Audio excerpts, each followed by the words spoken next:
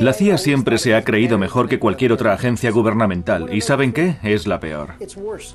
Yo era su mejor elemento, uno de sus mejores elementos. Así que imagínense cómo serían los demás. Les llamaban los mejores o los más brillantes de la CIA. Es una leyenda forjada en la ilusión. A finales de 1976, la CIA intentó desesperadamente recuperar su imagen. Las comparecencias de sus directores ante el Congreso y las revelaciones sobre el Watergate o el golpe de Estado en Chile habían dañado su imagen, y ahora la obsesión por el secreto se había vuelto ridícula. A partir de entonces, para reclutar a sus agentes, la CIA recurrió a anuncios publicitarios difundidos por las emisoras de radio. Y ahora un anuncio publicitario que os va a gustar. Somos la CIA y buscamos personas fuera de lo corriente que quieran hacer carrera con nosotros. Quizás usted sea una de ellas. Si cree que cumple estos requisitos, llámenos para una entrevista confidencial. Secret agent man and taking away your name. Jimmy Carter accedió al poder con la firme intención de borrar los años negros de la CIA y acabar con las operaciones clandestinas y los golpes bajos. Tendrán que ser ustedes intachables, los más íntegros y los más honestos de cuantos trabajan para el gobierno. Carter nombró como director de la agencia al almirante Stansfield Turner. Habían estudiado juntos en la Academia Naval Militar. Turner era muy odiado dentro de la CIA. Un año antes había testificado en el Congreso en contra de la agencia por los abusos cometidos en los años 60. Quisiera expresar mi gratitud y mi confianza al almirante Turner, cuya misión será conseguir que vuelva a brillar el escudo de la CIA. Todos eran escépticos ante el nombramiento de un desconocido en vez del de un profesional que proviniese de la CIA. Cuando Turner llegó, la CIA recibía presiones de todas partes para que revelase algunos de sus secretos, como por ejemplo su papel en el Congo. Y él tuvo que responder ante las comisiones parlamentarias. La mayoría de los miembros de la CIA le aconsejaron que no hablase nunca de esos temas, que mintiese, que no confesara jamás. Pero Turner lo confesó todo. Entró en la CIA con la intención de limpiar la agencia, de cambiar sus costumbres. Las normas de la CIA van en contra de cualquier tipo de transparencia. Nadie debe saber lo que hace. Intentó transformar la agencia, darle una nueva orientación, pero nadie supo apreciarlo. Los burócratas odian a todo aquel que llegue con la intención de cambiar las cosas. Se ganó la oposición de todos los jefes de servicio por su forma de entrevistar y hablar con los funcionarios más oscuros, sin pasar por sus superiores. Este hecho ocasionó muchos problemas. No creo que a los miembros de la CIA les gustase la idea de una agencia abierta al control del público. Turner pensaba que después del caso Watergate, la CIA no podía mantener el secreto total. Stan llegó a la agencia con la impresión de que ésta gozaba de demasiada autonomía, que estaba muy compartimentada y de que no había ningún control sobre la dirección de las operaciones. Yo creo que nunca se sintió cómodo con las operaciones clandestinas. Stansfield Turner era buena persona. Tenía buenas intenciones, pero padecía la enfermedad que padecen todos los almirantes.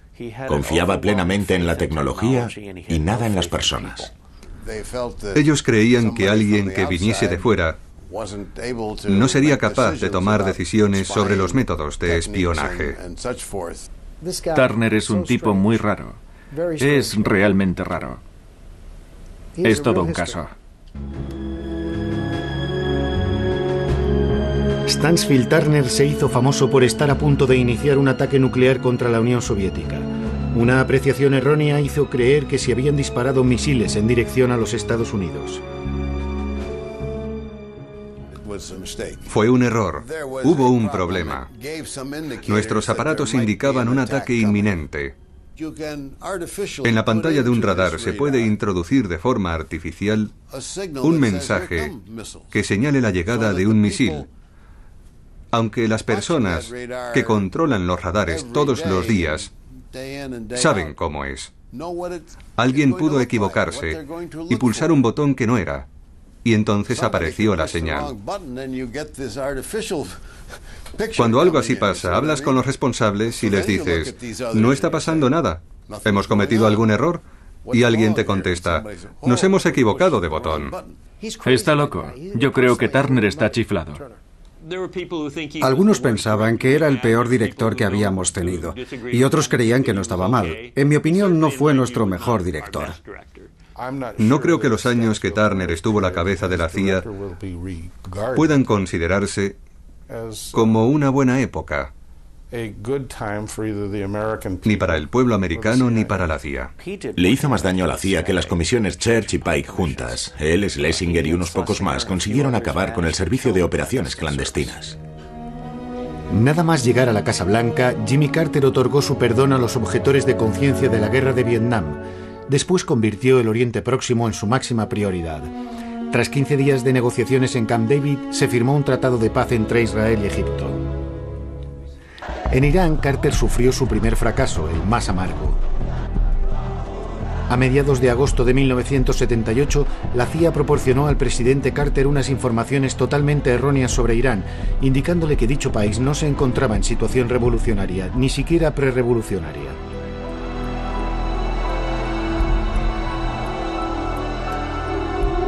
William Quandt era el encargado de Oriente Medio y Próximo en el Consejo de Seguridad Nacional.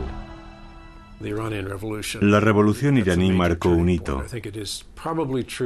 Quizá antes de 1979, ni los Estados Unidos, ni la mayoría de los países se tomaban en serio a los militantes islamistas. Lo de Irán nos pilló por sorpresa. Ni el Departamento de Estado ni la CIA comprendieron que se estaba produciendo una revolución. Cuando comenzaron las revueltas religiosas en Irán, el asesor de Carter en Seguridad Nacional, con quien yo trabajaba, pidió a la CIA que le transmitiese toda la información que tuviese sobre los fundamentalistas islamistas. Y la respuesta fue que nunca habían oído hablar de ellos.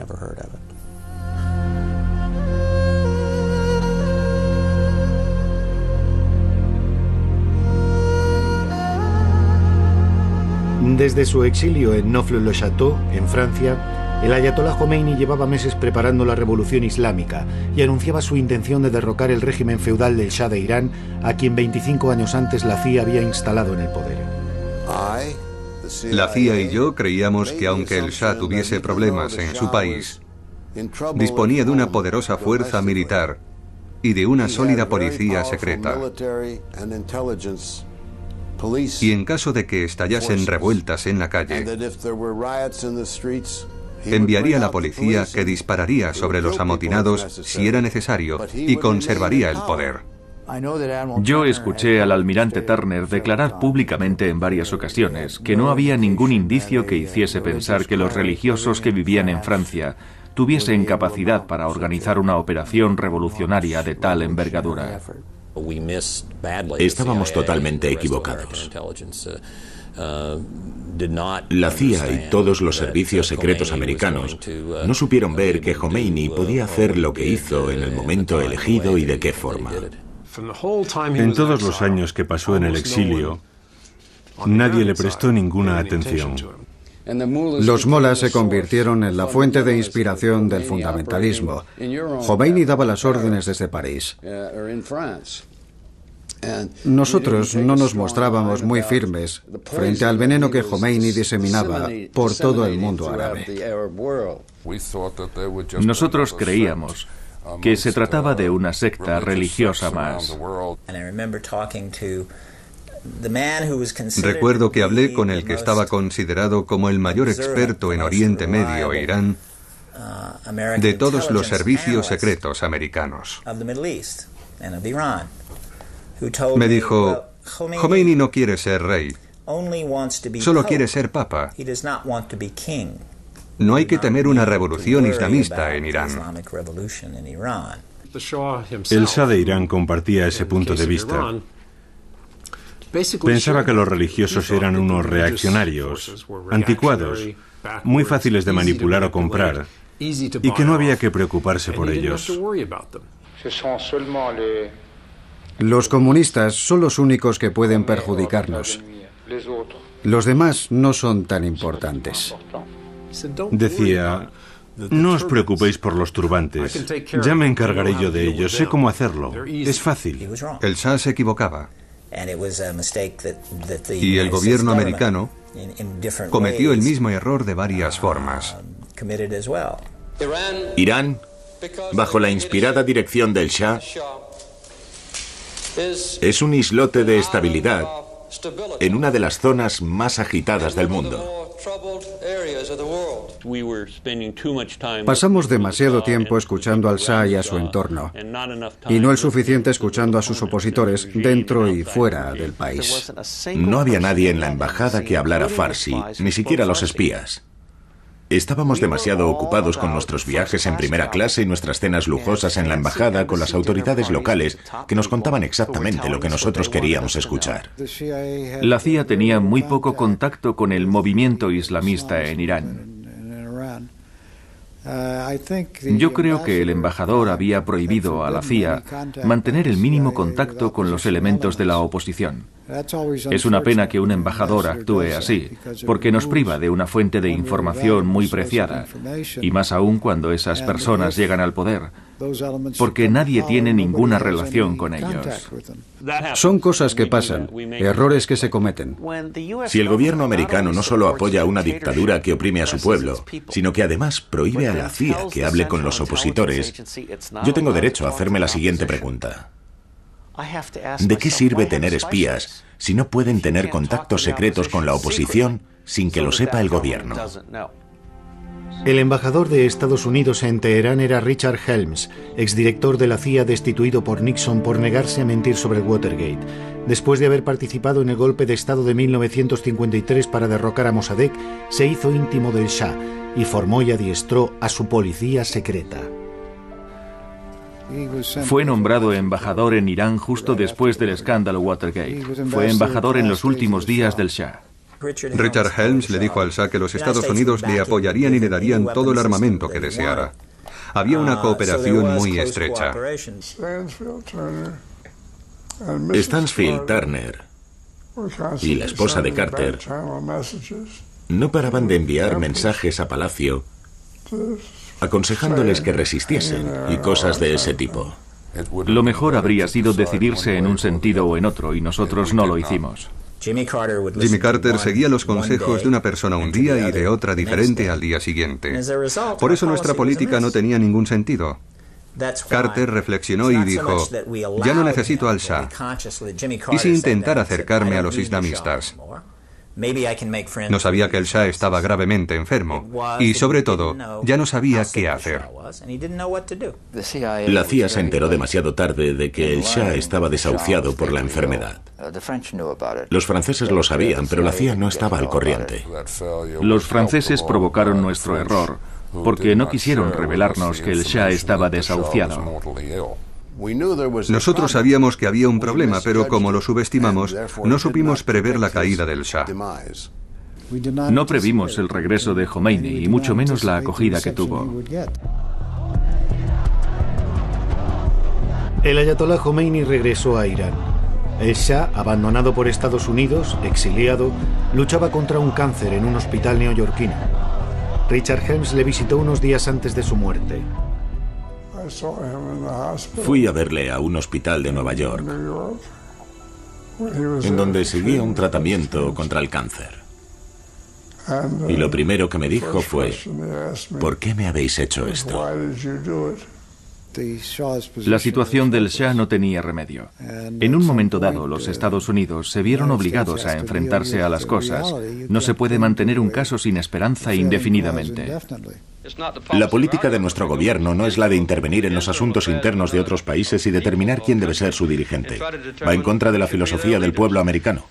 Intentamos hacerlo una vez en Vietnam y fue un fracaso lamentable. No creo que ningún responsable de este país quiera imponer algo así en otro país, especialmente en Irán. Carter era una mezcla sorprendente de firmeza e ingenuidad. Era casi un paranoico. Un ejemplo de ello es que hasta la invasión de Afganistán por los soviéticos no comprendió cómo había que negociar con la URSS. A pesar de los movimientos del Ejército Rojo en la frontera afgana y de las reiteradas advertencias de la CIA, la tranquilidad continuó a base de concesiones americanas. Carter se reunió en Moscú con Leonidas Brezhnev. Yo creo que lo que sucedió en el Politburó en 1979 fue que todo el mundo estaba enfermo o ebrio y no sabía lo que hacía. El Politburó cometió un error fatal.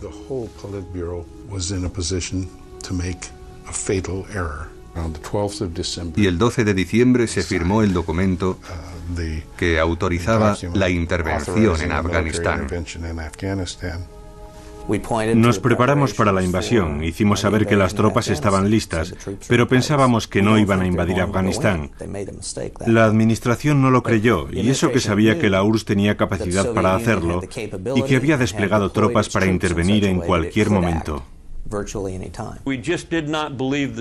Entonces creíamos que los soviéticos no reunirían las fuerzas necesarias para una acción eficaz en Afganistán. Nosotros sabíamos que estaban listos para invadir Afganistán, así que no nos llevamos ninguna sorpresa, solo que pensábamos que no se atreverían a hacerlo. El presidente Carter aprendió la lección de los fallos cometidos por la CIA en la revolución iraní y puso en tela de juicio las estrategias de la agencia y sus debilidades en el campo de la información. Stansfield Turner despidió a 700 directores de departamento y oficiales de campo y empezó a desmantelar la CIA. Stansfield Turner estaba destruyendo la CIA, la iba reduciendo poco a poco. Destituyó a cientos de personas, las jubiló anticipadamente. Se deshizo de la mayoría de los agentes de campo, unas personas que eran fundamentales y que llevaban años en sus puestos. Podía hacer lo que quisiese. Destituyó a mucha gente, especialmente a los directores de operaciones. Suprimió más de 600 puestos. Sin duda fue demasiado. Desmanteló toda la infraestructura que habían tardado años en construir desde 1950. No le hizo ningún bien a la CIA y yo no creo que Stansfield Turner tuviera razón. En realidad, su apreciación del mundo quizás fuese errónea. Quizás me equivoqué, quizás tomé decisiones equivocadas. Ese es el problema. Los hombres como Stansfield Turner o Richard Helms y otros que dirigieron la CIA nunca ven más allá de sus narices. Escuchen, él solo hacía lo que le decían que hiciese. Es decir, sustituir los hombres de campo por tecnología. Le pidieron que lo hiciera. El responsable no es Stansfield Turner, sino el presidente. Cuando en diciembre de 1979 los soviéticos invadieron Afganistán, Jimmy Carter se volvió a Turner y le dijo: quiero que la CIA haga algo. Y la CIA le respondió: ¿el qué? Ya no disponemos de medios. Jimmy Carter perdió las ilusiones que había puesto en Brezhnev cuando el ejército soviético invadió Afganistán en 1979. Carter, que había subestimado las ambiciones soviéticas, vio cómo se derrumbaba su castillo de naipes y descubrió el mundo tal y como era, ni armonioso ni justo. Enseguida pidió a Stansfield Turner y a la CIA que armasen a la resistencia afgana para luchar contra la ocupación soviética. Cuando la tarde del día de Navidad de 1979 los soviéticos invadieron Afganistán, Jimmy Carter fue el más sorprendido de todos. Sentía una rabia profunda, se sentía muy desdichado. No tenía mucha experiencia con comunistas, y aunque le avisaron, aunque la agencia le advirtió de la invasión de Afganistán, le sorprendió mucho que los soviéticos se hubiesen atrevido a hacerlo. El mundo no puede tirar la toalla y permitir que la URSS cometa un acto semejante con total impunidad. Después de la escandalosa invasión de Afganistán, el presidente Carter vio a los soviéticos con otros ojos. Sin duda perdió todas sus ilusiones en la Unión Soviética, especialmente después de lo de Afganistán, que fue un duro golpe para él. Jimmy Carter estaba furioso porque siempre pensó que podría entenderse con Brezhnev. Y Brezhnev, que pensaba que Carter le permitiría actuar, invadió Afganistán y entonces Carter le dijo que no. La ironía de esta historia es que gracias a los soviéticos descubrimos una faceta de Carter que los americanos nunca habían visto, su lado duro, su lado firme. ¿Qué podíamos hacer? ¿Permitir que los soviéticos invadiesen todo el país sin ofrecer resistencia? Aparentemente cambió de opinión de forma radical y aceptó ayudar a los mujahidines afganos proporcionándoles un armamento de vanguardia. La invasión se produjo sobre el 26 o el 27 de diciembre y las primeras armas que se enviaron a Pakistán llegaron el 30 de enero. Fue bastante rápido. Con el gobierno Carter decidimos ayudarles utilizando a la CIA. La CIA organizó una alianza clandestina muy discreta con otros países para luchar contra los soviéticos y les hicimos la vida imposible durante 10 años. Teníamos un objetivo muy claro. A partir de 1979 y a lo largo de la década de los 80 solo teníamos un objetivo: conseguir que los soviéticos abandonasen Afganistán. ¿Cómo íbamos a saber en 1979 que las personas a las que suministrábamos armas para expulsar a los soviéticos de Afganistán iban a convertirse en algo tan horrible como los talibanes? Nosotros creamos a los talibanes. Nosotros creamos ese ejército fundamentalista sin ser conscientes de lo que estábamos haciendo. No tuvimos en cuenta la mentalidad de la zona. Carter tuvo que enfrentarse a otra crisis que conmocionó a la opinión pública. Un mes antes de la invasión de Afganistán, unos estudiantes islamistas secuestraron a los empleados de la embajada americana de Teherán.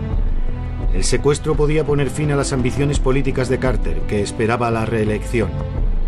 Su rival, Ronald Reagan, cuya campaña electoral dirigía William Casey, no desaprovechó la ocasión. Creo que la política exterior de este gobierno ha contribuido a crear una situación que ha hecho posible el secuestro. Es una humillación y una vergüenza para nuestro país que el secuestro dure tanto tiempo. Carter estaba totalmente desbordado por los acontecimientos de Teherán. El presidente Carter reunió a todos sus asesores y decidió emprender negociaciones secretas con el nuevo gobierno iraní con el fin de obtener la liberación de los rehenes antes de las elecciones presidenciales. Pero alguien desde dentro de la Casa Blanca informaba regularmente al equipo de Ronald Reagan. Nosotros sabíamos que Carter estaba a punto de conseguir un acuerdo con los iraníes para conseguir la liberación de los rehenes antes de las elecciones. Los republicanos se enteraron y comprendieron que si Carter conseguía la liberación, ganaría las elecciones. Tenían que hacer algo para conseguir el fracaso de las negociaciones. 2 semanas antes de las elecciones, los iraníes rompieron las negociaciones sin ningún motivo. ¿Quieren saber lo que sucedió? Todo el equipo del Consejo de Seguridad Nacional transmitía informaciones ultrasecretas al Estado Mayor de Reagan para ayudar a que ganase las elecciones. Los servicios secretos desplegaron toda una operación para acabar con las posibilidades de reelección de Carter. Frank Carlucci, subdirector de la CIA, dimitió y se unió al equipo de Reagan. Le siguió Robert Gates, director del Consejo Nacional de Seguridad. Gates trabajaba para Jimmy Carter, Carlucci trabajaba para Jimmy Carter, todos trabajaban con Carter. Y de repente, qué casualidad, todos los que participaban en las negociaciones que mantenía Carter decidieron irse a trabajar para Reagan. Yo quería dejar la Casa Blanca y a Carter. Me apetecía volver a la CIA y encargarme del departamento de estudios. Yo había decidido dejar el gobierno. No creo haber abandonado a Carter, ni tampoco creo que lo hiciese Robert Gates. Francamente, empezaba a estar harto de Carter y de la Casa Blanca. Reagan ganó las elecciones y todos se fueron con él.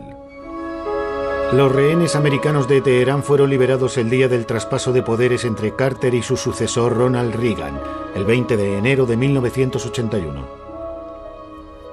Los republicanos no tuvieron nada que ver en esta historia. Fueron los iraníes que humillaron a Carter negándose a liberar a los rehenes antes del 20 de enero, fecha en la que debía abandonar sus funciones.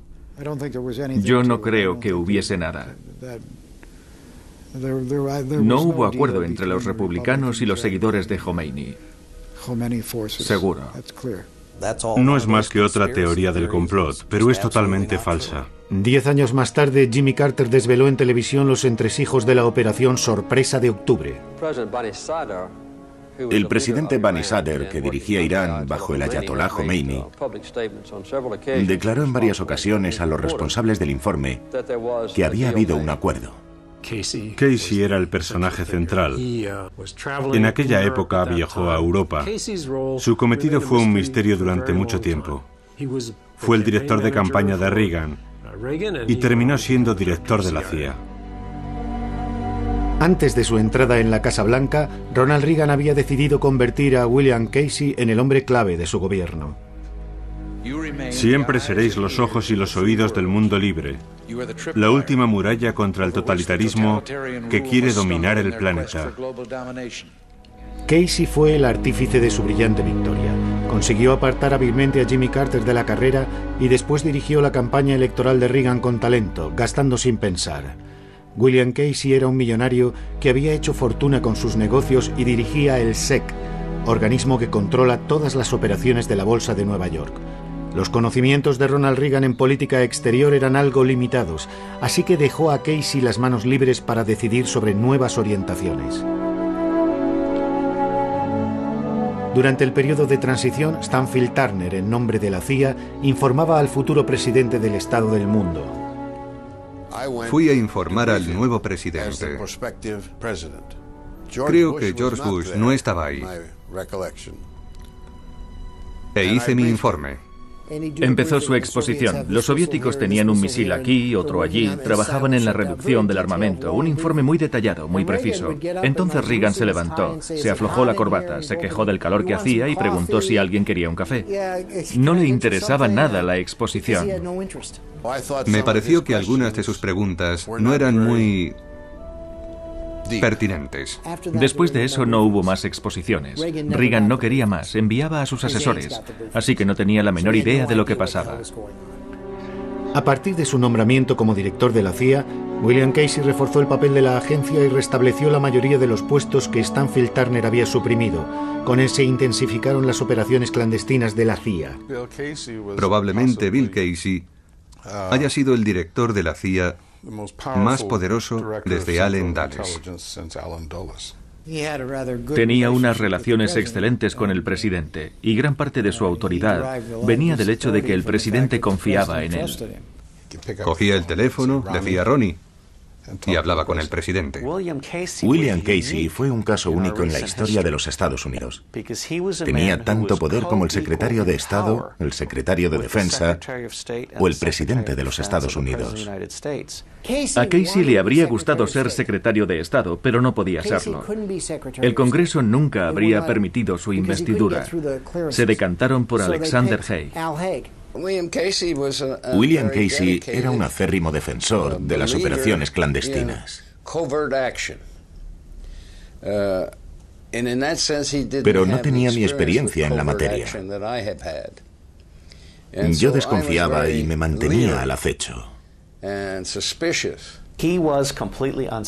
No soportaba la burocracia de la agencia. Así que intentó modificar algunos principios. Casey dirigía la CIA como si dirigiera la mafia. El primer objetivo que se marcó William Casey fue restablecer el orden en Nicaragua, en donde los sandinistas marxista-leninistas habían tomado el poder después de que Carter precipitara la caída del dictador Somoza. Somoza era una marioneta de la CIA, una mala persona, un estafador tremendo, a quien llevábamos años financiando, igual que a tantos otros dictadores de Latinoamérica. Lo necesitábamos. Era una práctica habitual reclutar a un truán, darle comisiones bajo cuerda y hacer negocios con él. En su caso creo que se trataba de bananas. Y una tarde, hacia las 7, fui a ver a Casey, como en muchas otras ocasiones. Nos sentamos a ver las imágenes que se reflejaban en el río Potomac y le dije: escucha, creo que tengo una idea de lo que el gobierno y la CIA deberían hacer para salir del apuro. El servicio de operaciones clandestinas conspiraba contra los sandinistas. Casey solo lo amplió.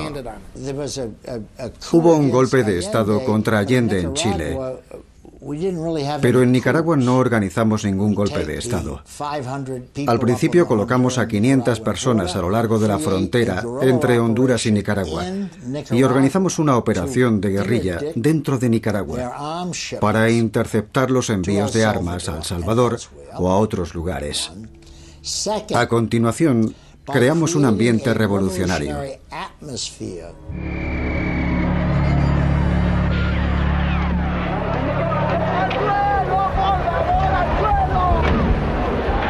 Las relaciones de Latinoamérica con la CIA siempre habían sido tumultuosas, pero bajo la administración Reagan, la CIA, dirigida por William Casey, volvió al primer plano al adoptar una política belicista en América Central. Se sirvió de la Contra para dirigir una guerra contra los sandinistas en Nicaragua y multiplicó las operaciones clandestinas en Salvador y Honduras. Yo creo que las operaciones clandestinas simplemente son una prolongación de la política exterior. Otra forma de hacer la guerra. Este tipo de operaciones se utiliza desde la noche de los tiempos. Bill Casey fue el director más controvertido. Fue el mejor director que jamás hayamos tenido y al mismo tiempo también fue el peor. Con él nuestras relaciones con el Congreso se volvieron horribles. Pese a la prohibición del gobierno de realizar cualquier maniobra de desestabilización del gobierno en Nicaragua, Estados Unidos vendió armas a la República Islamista de Irán y consiguió $30 millones para seguir financiando a la guerrilla antisandinista.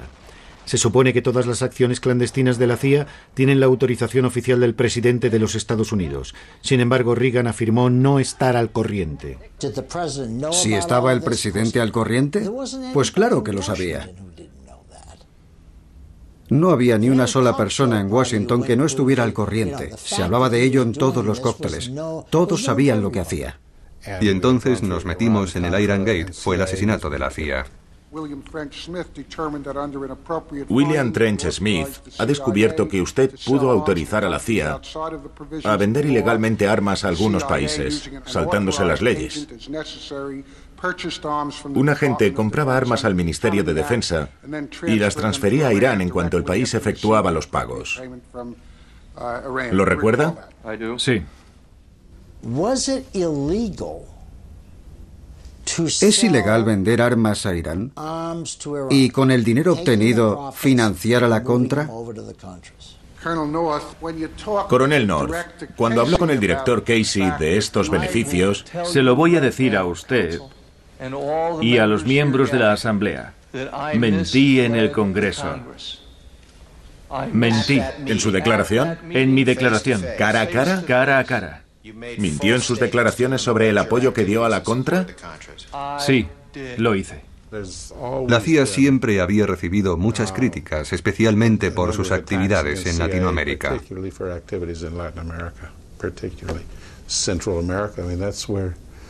Bill Casey se encontró con serios problemas. Entre otros, el Iran Gate y todas esas historias de Centroamérica. Pero fue en Afganistán, que llevaba 3 años en guerra, donde William Casey pudo aplicar su estrategia para luchar contra los comunistas y la URSS. Lo que sea para meter a los soviéticos en una guerra que durará 10 años y expulsarlos de la zona.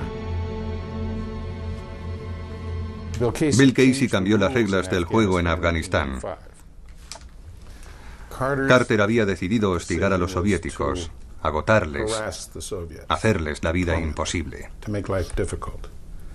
En 1985, Bill Casey le hizo firmar a Reagan una directiva que decía: ustedes tienen que ir allí para ganar, para hacer que se larguen. Bill Casey vino a verme, nos habíamos conocido en África, y me dijo: quiero que vayas a Afganistán y quiero que ganes. La resistencia fue capaz de aplastar a un ejército de 120.000 hombres, pero nosotros no lo habíamos previsto. ¿Cómo consiguieron vencerles? Les proporcionaron un apoyo militar considerable. Un ejemplo claro son los lanzamisiles que hicieron totalmente vulnerable a la aviación soviética. Perdimos tantos helicópteros que nos daba miedo que nuestros aviones volasen a baja altitud. Y esas armas se las había dado la CIA. Los soviéticos habrían ganado de no ser por los lanzamisiles que utilizaron contra los helicópteros.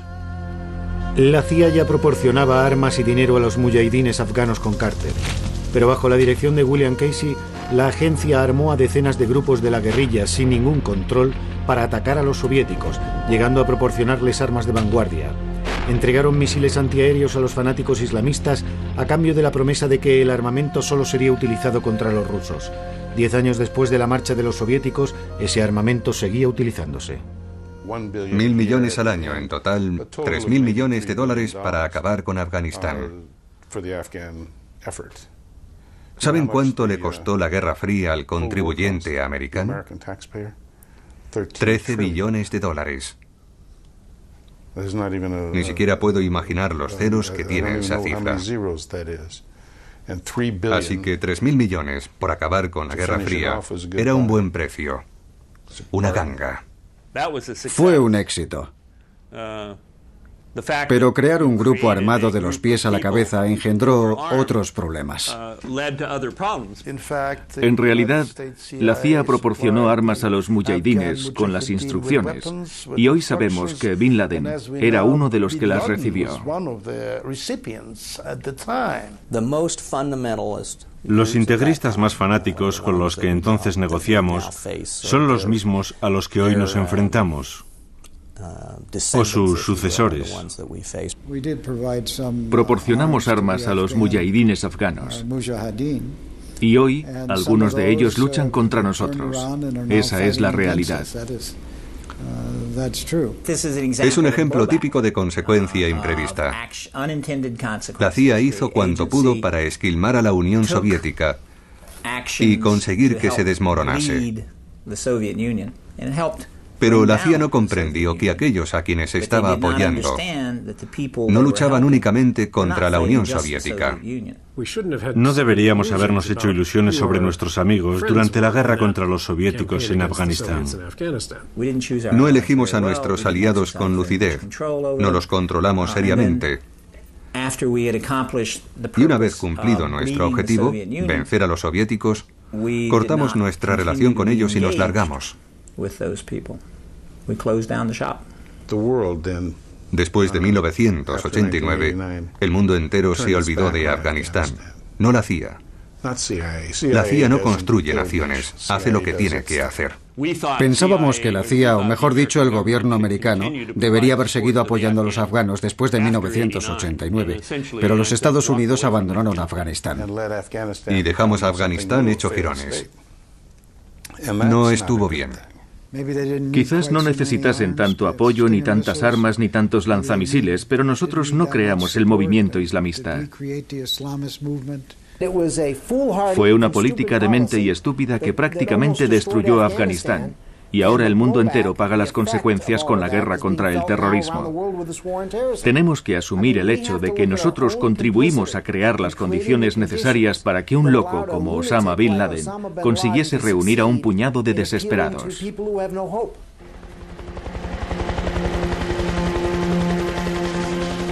Los soviéticos se dejaron enredar en la loca carrera armamentística. 10 años de guerra en Afganistán les dejaron exhaustos.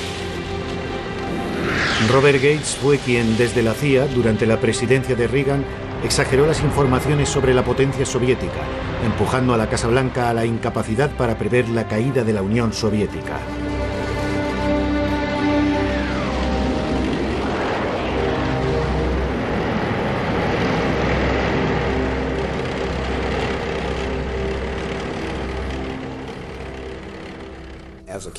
A medida que aumentaba el número de víctimas, la guerra tenía el mismo impacto en la Unión Soviética que el que tuvo la guerra de Vietnam en los Estados Unidos.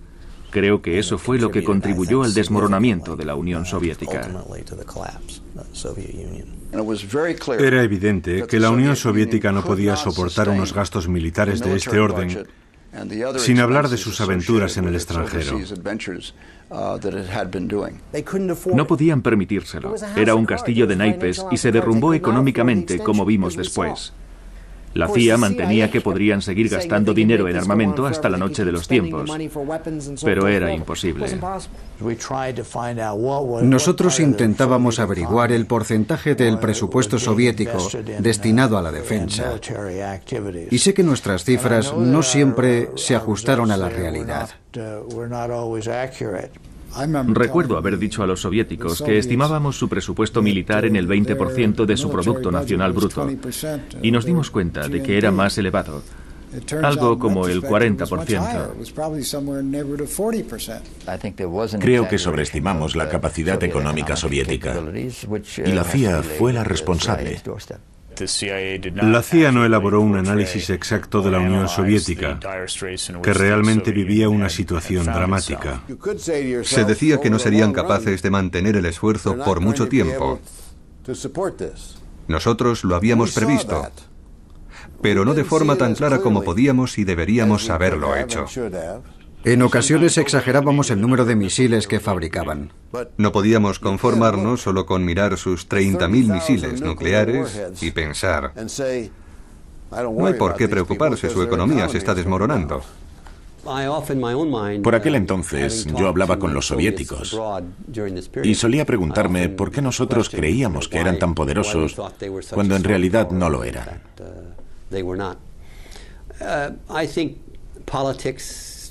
Creo que ahí entra en juego la política.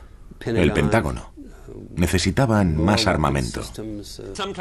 A veces nuestras previsiones resultaban inexactas porque no entendíamos en qué dirección querían ir los soviéticos.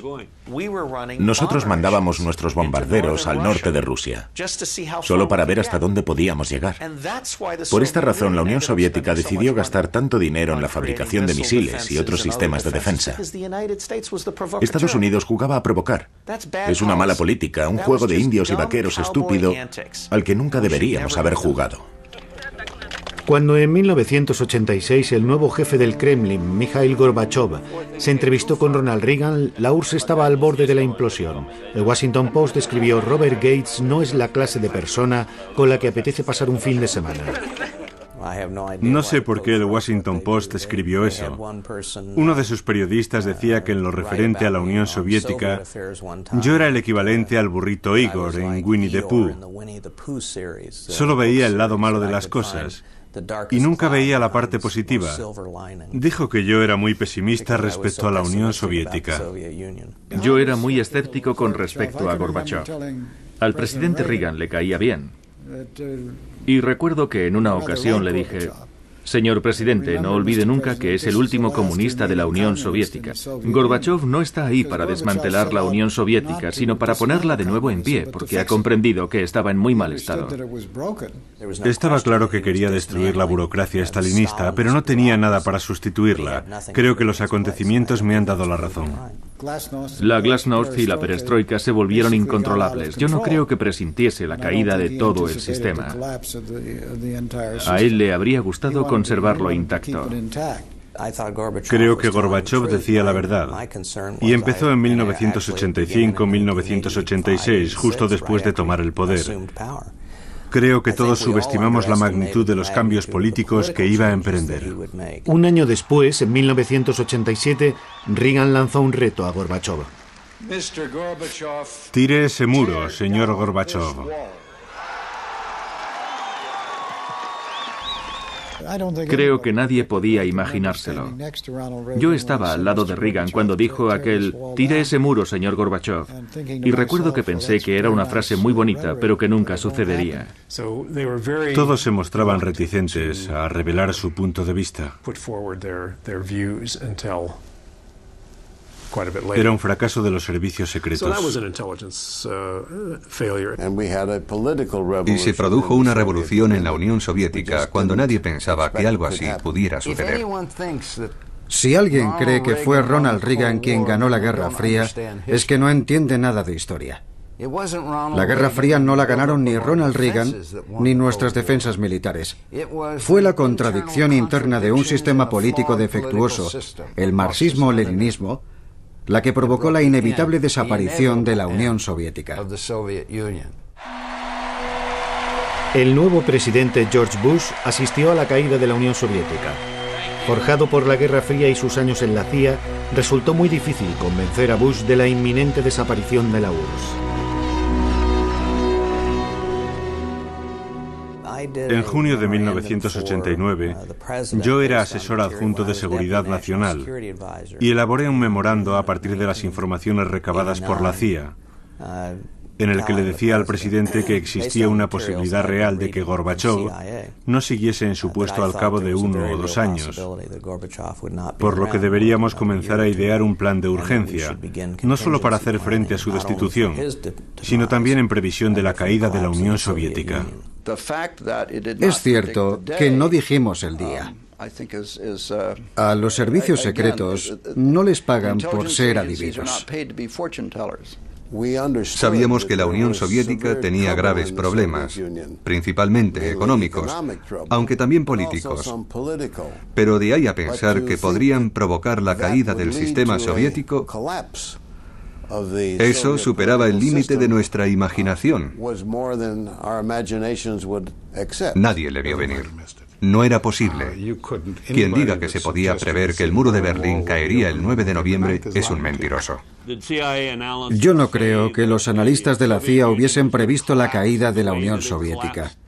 No se lo esperaban. Da igual lo que digan hoy. Fue una sorpresa enorme. Nadie puede prever algo semejante.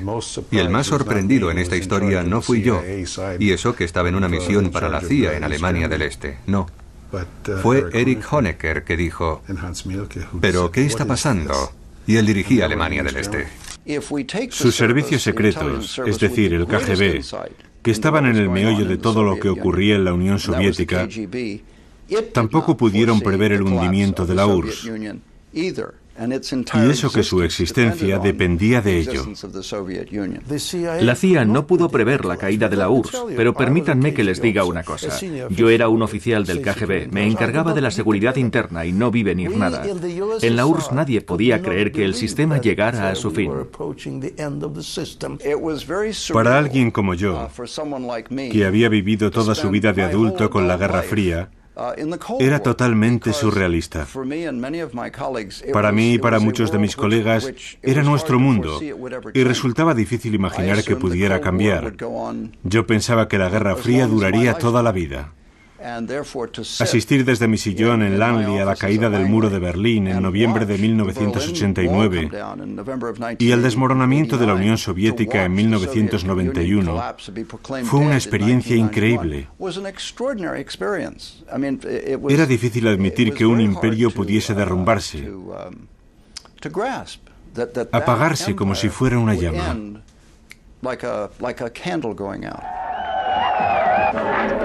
La caída del muro de Berlín en noviembre de 1989 preparó la reunificación de Alemania. Una tras otra, las antiguas democracias populares iban expulsando a los regímenes comunistas. Era el fin de la Guerra Fría.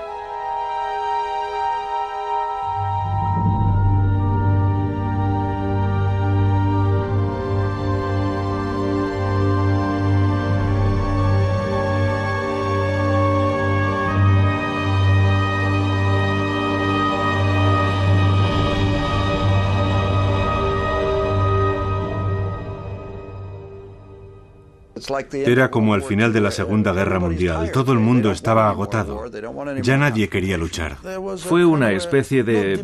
no de desmoralización, la palabra es un poco fuerte, sino de falta de energía, porque ya no existía el enemigo mortal. Acababan de desaparecer los 75 años del gran experimento soviético. Todo había terminado, ya no había más problemas en el mundo. Habíamos ganado la Guerra Fría. Todo Occidente había ganado la Guerra Fría y pensamos, ya no existe ningún problema, todo saldrá bien. Y decidimos recortar de forma drástica el presupuesto de defensa. Desmantelamos nuestros servicios secretos. La gente pensaba que ya no eran necesarios. Se acabó. La CIA ya no era necesaria. Tuvieron que cambiar radicalmente las prioridades. La Unión Soviética era el objetivo principal y más o menos la razón de ser de la agencia. Pero no basta con chascar los dedos y decir, vamos a trasladar a toda esta gente a otro lugar. Las cosas no funcionan así. Se sintieron muy desdichados con la caída de la Unión Soviética. Ya no tenían enemigo. Tuvieron que inventarse uno. El fin de la Guerra Fría nos obligó a cambiar muchas cosas. Nos hizo mirar un poco más lejos e intentar comprender lo que iba a pasar. La CIA se había vuelto inútil, improductiva, sin poder. Había perdido su único enemigo, su razón de vivir. Hicieron venir a la sede de la agencia en Langley a exagentes nostálgicos de una época en la que los identificaban con James Bond para hablar a los colegiales de las horas de gloria de la CIA, esas 3 letras que se habían convertido en un mito. Es solo para informar a los niños, para poner un rostro a la CIA. La historia terminó. La partida se acabó. La Unión Soviética y los Estados Unidos jugaban una partida de ajedrez. Había que conseguir el mayor número posible de fichas del adversario por todo el mundo. Y a finales de 1991 ganó el que tenía más fichas. Los rusos perdieron. Unos meses después de la caída de la Unión Soviética, William Colby, exdirector de la CIA, y Oleg Kalugin, exjefe del KGB, dieron un cóctel en Washington para lanzar juntos un videojuego. Ahora sí había terminado la Guerra Fría. Buena suerte.